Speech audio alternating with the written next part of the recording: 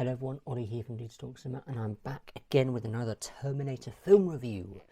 So yesterday I reviewed Terminator Salvation, and then the day before that I reviewed Terminator 3 Rise of the Machines, and then backtracking 3 months earlier than that I reviewed Terminator 2 and Terminator 1. So yeah, here we go.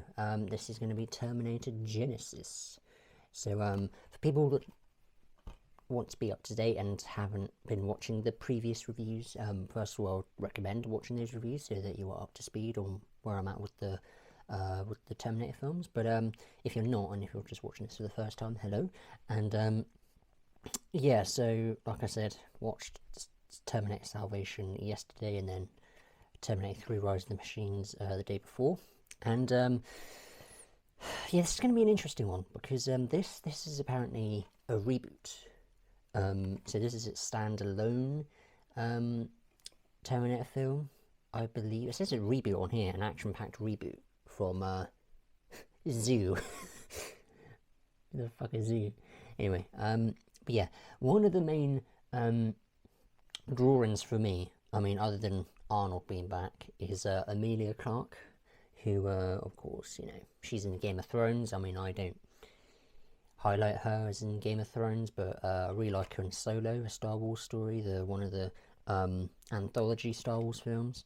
But also I love her in interviews as well. She's really charismatic, and she's so funny. But yeah, I'm hoping she's good in this. I've not heard any reviews on this film, good, because I don't want any reviews to you know, differ my opinion on the film or views of the film, because, you know, I always like to go into a film as blind as possible, but sometimes that's not possible because sometimes I can't help myself to read reviews. But because I'm having to rush through these now, because Rusty is, of course, again, he's the guy who gave me these films and also the co-founder of this channel. So me, Rusty, and NerdTube, we're going to be watching Madame Web, the new Sony Marvel film. I'm going to be giving these films back to him on Wednesday. Because I've had these films long enough now, and I don't want him having to wait even longer. But anyway, yeah, again, I'm happy that Arnold's back, because obviously he played a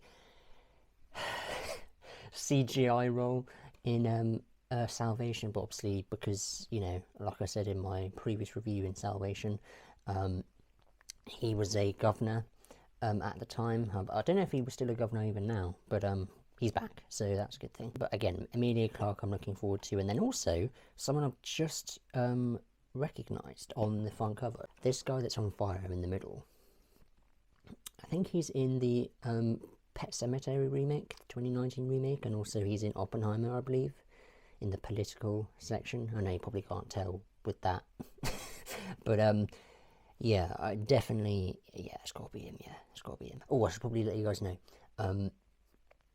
I've been contemplating on when I'm going to be reviewing Terminator Dark Fate, because again, if people haven't been watching my other reviews, or I probably mentioned it either once or twice in my other reviews, is that I was unsure if I was going to review Dark Fate, because Rusty had not lended this to me, because he doesn't own the film, and even if he did own the film, he wouldn't have gave it to me, because he just said it's awful, apparently. I'm like, okay. And I was like, I remember when he was giving me these films, because he gave me the first 2 films, which he has now, first, and then after I finished those 2, he gave me 3, Salvation and Genisys. And I was like, wait, is this supposed to be another film, like Dark Fate or whatever? And he's like, yeah, but it's shit. I was like, oh, what do you mean? It's shit. And I'm like, okay. Yeah, I'm going to put this in now. But anyway, yeah, I'm glad to say, I don't know, that next week, because obviously I don't own Dark Fate, he doesn't own Dark Fate, and even if he did, again, he wouldn't have given it to me. He's just telling me not to watch it, but it'd be stupid not to after watching all of them, and except for Dark Fate, because it's just like the one film. But yeah, I'm going to say that now, next weekend, I'm going to be watching and reviewing Dark Fate the following weekend, so look out for that review. So yeah, but anyway, as of now, stay tuned for my review for Terminator Genisys. So yeah, I'll see you guys on the other side. Alrighty, Roo. So, Terminator Genisys.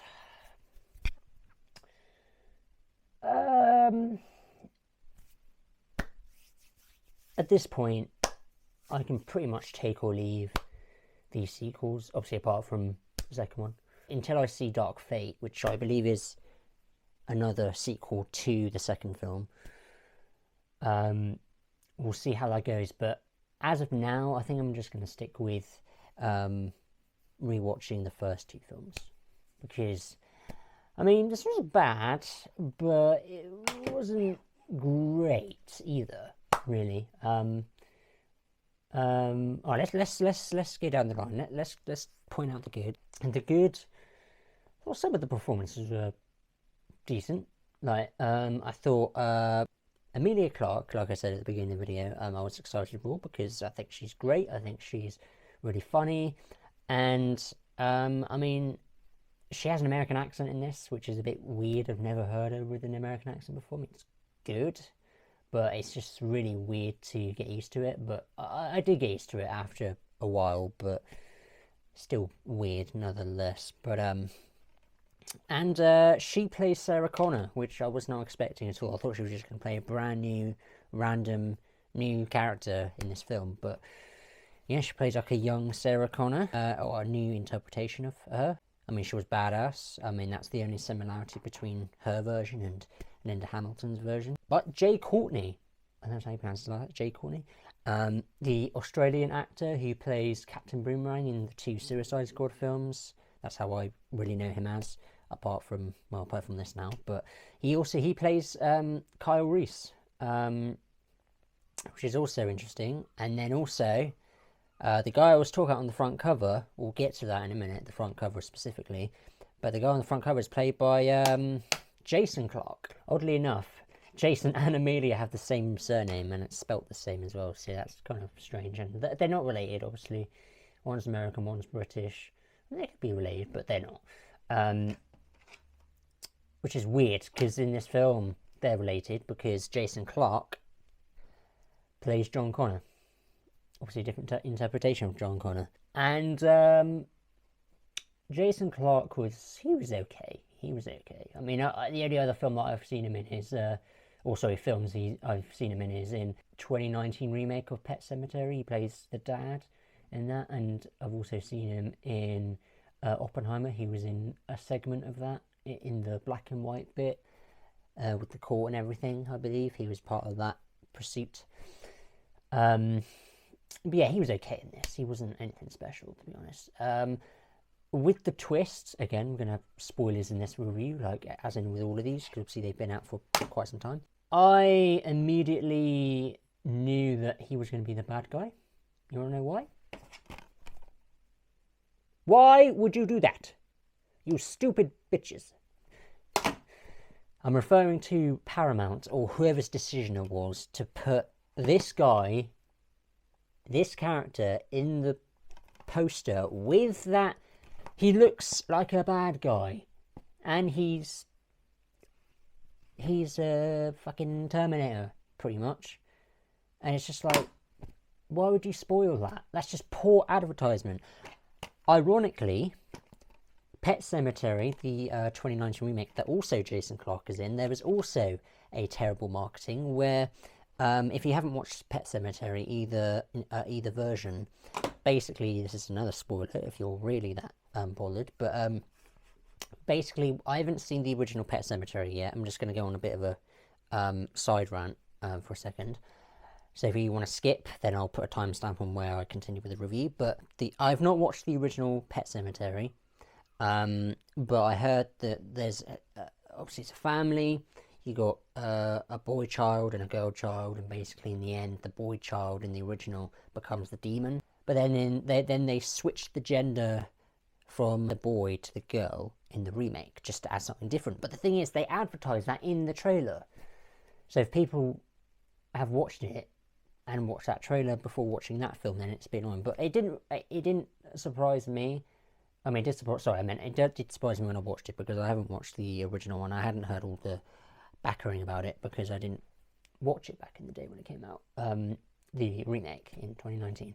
But anyway, yeah, I'm just trying to say that some companies, man, do terrible marketing and slap these people on the posters and then do like a big twist reveal. But that was, I mean, I was looking on the poster and I was like, oh shit, Jason Clarke. And then when I saw the film, I was like, oh, he's going to be the bad guy, isn't he? What do you know? He is. So that was a terrible execution there. Well, actually, in the film, it wasn't. If you hadn't... Right, let's say you put this on blindly, and you didn't have this, for example, physically, or seen any of the posters, then you would be fine, but still, they've advertised it with the posters. If they had just gone simply with... I saw a poster when I was searching up the posters when I do my ranking video of the Terminator films. I found a poster of Terminator Genisys with just Arnold and 𝙾𝙻𝙻𝙸𝙴 Clarke on the poster. That should have been just the poster there. None of these other variant posters, especially with Jason Clarke on the cover, should have been that. That made no sense. But anyway, let's move on. So, yeah, so 𝙾𝙻𝙻𝙸𝙴 Clarke was good. Jason Clarke was okay. Jai Courtney is Kyle Reese. He was good. He was good. I mean, again, like I said, I can take or leave this film, really. Like, I don't know. I just don't like the overcomplicatedness of the story and the characters and how they put this together in terms of, you know, Kyle Reese ending to go back in time and save Sarah Connor, and then having John Connor already been born, and then having to change it's like time. I don't know. I just don't want that. I just like the original two films. I like the simplicity of that. I don't want any of this time travel bullshit and having a character save someone back in time and then have the son of that woman there, and then just, I don't know, it's just confusing for me. I mean, that's just me personally. I mean, some might like it, and then fair enough. I mean, obviously I respect everyone's opinions, but I found it confusing, honestly, and just overly complicated.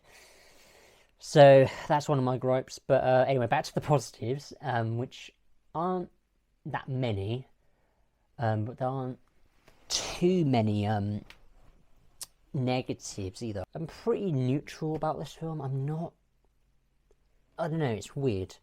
I still would say Salvation just beats this over being the best since the first two films. So this, obviously I don't want to spoil anything, because obviously I'm going to be doing a ranking video after I've watched Dark Fate, which will be this coming weekend. So there'll be a ranking video hopefully before the start of next week, so look out for that. So I don't want to spoil any ranking or, you know, where things are being placed, but I have a ranking so far. I'm ahead of which film's going, obviously, yeah. So, yeah, performances were okay. I thought the weird cop guy, the cop guy, the you know, the guy, you know, the silver metallic guy, you know, the ones where they shoot them and then they go right through them and then they kind of go back, they kind of back together, if that makes sense. He was kind of weird. Yeah, the action, I will say the good thing as well, the action's pretty good. I think the action's quite good, well choreographed. I like some of the choreography and the just some of the way they shot some of the action sequences, like on the Golden Gate Bridge with the school bus. That was quite cool, that scene. I don't know. I mean, I don't really rate this, to be honest. I mean, I'm going to have to give a rating, but you know what I mean? Like, as in, like, I don't really know what else to touch upon. Anyway, so the goods, some good performances for the most part. Action sequences were quite cool. Oh yeah, of course, Arnold. I got to talk about Arnold. Jesus Christ, almost passed on Arnie. Known as Pops in this one, to 𝙾𝙻𝙻𝙸𝙴 Clarke, or Sarah Connor in this case in the film. So Arnie is kind of the father figure towards Sarah in this film, which is quite cool, especially at the end with the ultimate sacrifice that Arnie does, but then he ends up coming alive, and that kind of makes a stake away. Like, it sounds a bit mean, but I hate it when they do this massive stake and they're, oh, he's alive. It kind of removes the stake, and you know, that kind of annoys me. But I mean, it's cool to see him alive, but it's still like, come on, you could have, you know, done something more effective. But you know, yeah, I thought Arnold was great. I mean, it was great to see him again, especially not after seeing him in Salvation. I mean, technically, I know people are gonna say, oh, he was, but there was a CGI version. But yeah, I thought he was great back in the role. He's obviously wrinklier, of course. He's older, of course. And obviously they explain how that is. Like, they didn't put prosthetics on him to make him look younger. They actually they kind of stitched it into the story of how the Terminators can, you know, I can't remember exactly. It was early on in the film, and I can't really remember. He looks old. Never seen a Terminator old before. The flesh they put on the cyborgs is normal human tissue. It ages. My auditory circuits have not degraded, however.